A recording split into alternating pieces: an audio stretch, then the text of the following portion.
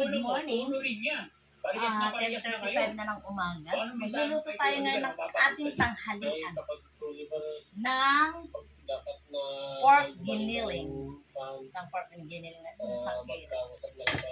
Yan natin ang patatas. Tapos lagi niya sinasabi sa akin, pag may mga umaalis doon na beneficiary, sabi niya, ang gagamitin natin, balik na ako sa amin. Paano pag dito? Saan siya tutuloy? Tomato paste, sinasabi sa akin mga dalagang itlog. Gusto na niyang bumalik sa bahay nila. Yan, yun ang lalagay natin. Tutuloy ang bahay doon. Ang ating hotdog nalagay, may cheese na. Maglalagay sana tayo ng cheese. Wag na. Kasi may cheese na to eh. Sasalamuha mo kay nanay. Ayan, start na tayo maglagay ng mantika. Lugar na to. Ngayon po ay alas 6 ng umaga. Lagay na natin ang ating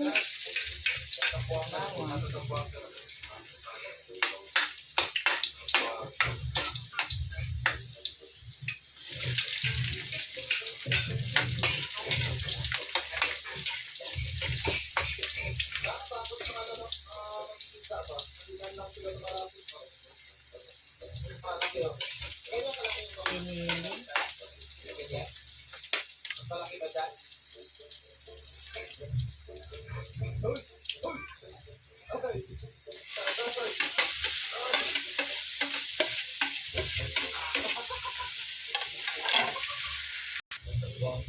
Patatas.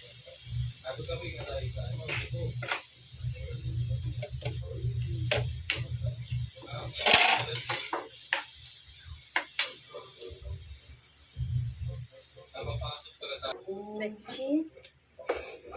Paminta.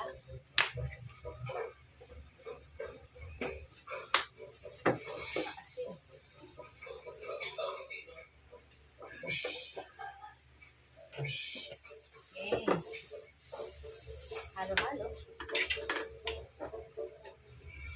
Lagay na natin ang ating hotdog. At tomato paste.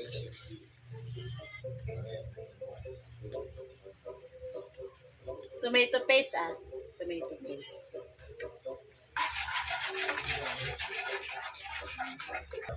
Ayan, lagyan natin ng green peas.